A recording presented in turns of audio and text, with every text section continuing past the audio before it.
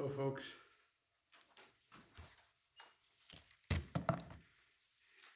before I update you on the meeting that I had with leaders of the G7 earlier today, I want to say a word about the progress we're making on the Build Back Better agenda here at home. I just got off the telephone with the leaders in the House. Today, the House of Representatives has taken a significant step toward making a historic investment that's going to transform America, cut taxes for working families, and position the American economy for long-term growth. When I became president, it was clear that we had to confront an immediate economic crisis, the most significant recession we've had since the Depression, or at least since Johnson. But that wasn't going to be enough. We also had to make some long-term investments in Americans and America itself. The first thing we did was to write and pass the American Rescue Plan, and it's working. Our economy has added 4 million jobs in my first 6 months in office. Economic growth is up to the fastest it's been, the fastest rate in 40 years, and unemployment is coming down. Right now, our economic growth is leading the world's advanced economies. But to win the future, we need to take the next step. Today, the House of Representatives did just that. Today's vote in the House allowed them to consider my Build Back Better agenda, a broad framework to make housing more affordable, bring down the cost of prescription drugs by giving Medicare the power to negotiate lower prices for drugs, make elder care more affordable, provide 2 years of free universal high-quality pre-K, and 2 years of free community college, provide clean energy tax credits, continue to give the middle-class families the well-deserved tax cut for daycare and health care that they deserve, allowing a lot of women to get back to work primarily, and provide significant monthly tax cuts for working families with children through the child care tax credit. These investments are going to lower out-of-pocket expenses for families and not just give them a little more breathing room. In addition, we're going to make long overdue, much needed investments in basic, hard infrastructure of this nation. This is an area where we have broad bipartisan agreement to invest in our antiquated roads, highways, bridges, transit, drinking water systems, broadband, clean energy, environmental cleanup, and making infrastructure more resilient to the climate crisis, and so much more. And this is all paid for.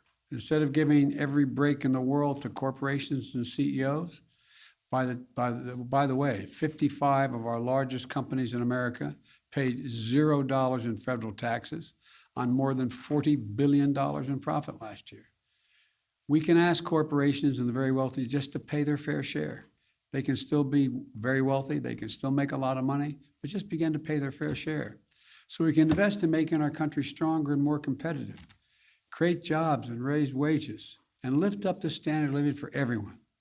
The bottom line is, in my view, we're a step closer to truly investing in the American people, positioning our economy for long-term growth, and building an America that outcompetes the rest of the world. My goal is to build an economy from the bottom up and the middle out, not just the top down. And that's what we're on our way of doing. Look, I want to thank Speaker Pelosi, who was masterful in her leadership on this, and Leader Hoyer and Whip Clyburn and Chairman DeFazio, the entire House leadership team, for the hard work, dedication, and determination to bring people together so we can make a difference in people's lives. I also want to thank every Democrat in the House who worked so hard over the past few weeks to reach an agreement and who supported the process for House consideration of the Jobs and Infrastructure Plan, the Build Back Better effort. There were differences, strong points of view. They're always welcome. What is important is that we came together to advance our agenda. I think everyone who did that, I think everyone who did it was there. Look, I also want to thank everyone who voted to support the John Lewis Voting Rights Act. You know, it's an act to restore and expand voting protections, to prevent voter suppression, and to secure the most sacred of American rights, the right to vote freely, the right to vote fairly, and the right to have your vote counted.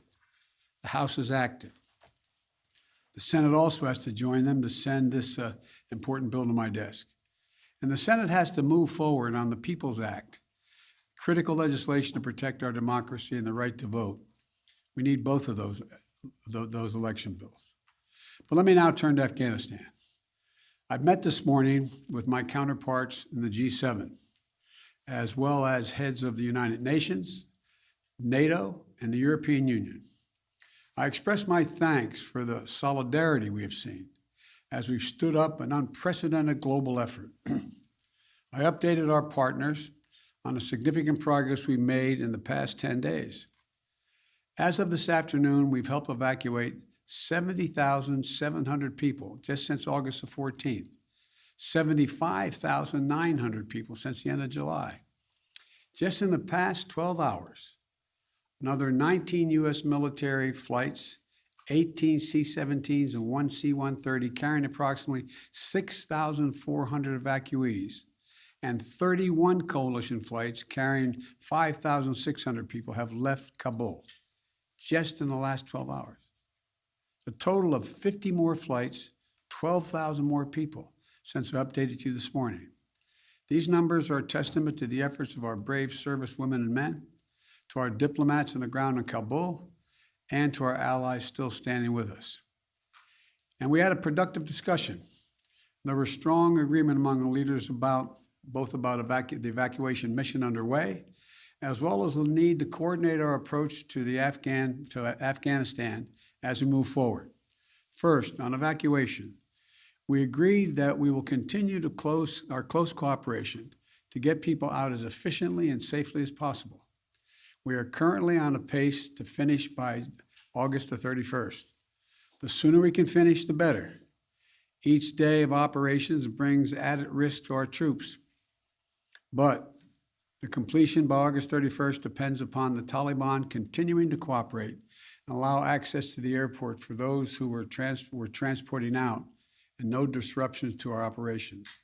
In addition, I've asked the Pentagon and the State Department for contingency plans to adjust the timetable should that become necessary. I'm determined to ensure that we complete our mission, this mission. I'm also mindful of the increasing risks that I've been briefed on, and the need to factor those risks in. They're real and significant challenges that we also have to take into consideration. The longer we stay, starting with the acute and growing risk of an attack by a terrorist group known as ISIS-K, an ISIS affiliate in Afghanistan, which is a sworn enemy of the Taliban as well. Every day we're on the ground is another day we know that ISIS-K is seeking to target the airport and attack both U.S. and allied forces and innocent civilians. Additionally, thus far, the Taliban have been taking steps to work with us so we can get our people out. But it's a tenuous situation. We're already had some gunfighting break out. We run a serious risk of it breaking down as time goes on. Second, the G7 leaders and the leaders of the EU, NATO, and the UN all agreed that we will stand united in our approach to the Taliban. We agreed the legitimacy of any future government depends on the approach it now takes to uphold international obligations, including to prevent Afghanistan from being used as a base for terrorism.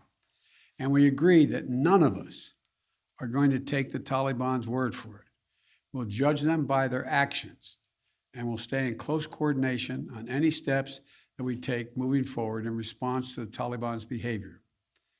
At the same time, we renewed our humanitarian commitment to the Afghan people and supported a proposal by the Secretary General Guterres of the United Nations-led international response with unfettered humanitarian access in Afghanistan. Third, we talked about our mutual obligation to support refugees and evacuees currently fleeing Afghanistan. The United States will be a leader in these efforts, and will look to the international community and to our partners to do the same. We're already seeing our allies' commitment. They're bringing to their countries the Afghans who served alongside their forces as translators or in their embassies, just as we're bringing to the United States those Afghans who worked alongside our forces and diplomats. We're continuing that effort. We're conducting thorough security screening and the intermediate stops they're making for anyone who is not a U.S. citizen or a lawful permanent resident of the United States. Anyone arriving in the United States will have undergone a background check. And we must all work together to resettle thousands of Afghans who ultimately qualify for refugee status. The United States will do our part, and we are already working closely with refugee organizations to rebuild a system that was purposely destroyed by my predecessor. Finally, we agreed to stay vigilant against terrorist threats that have metastasized around the world. We went to Afghanistan with our allies in 2001 for clear reasons. One, to get the people who attacked us on 9/11 and to get Osama bin Laden, and to make sure that Afghanistan was not used again as a base from which to attack the United States or our allies. We achieved that objective. We delivered justice to bin Laden more than a decade ago. But the current environment looks very different than it did in 2001, and we have to meet the challenges we face today. We run effective counterterrorism operations around the world, where we know terrorism is more of a threat than it is today in Afghanistan, without any permanent military presence on the ground. And we can and will do the same thing in Afghanistan with our over-the-horizon counterterrorism capability.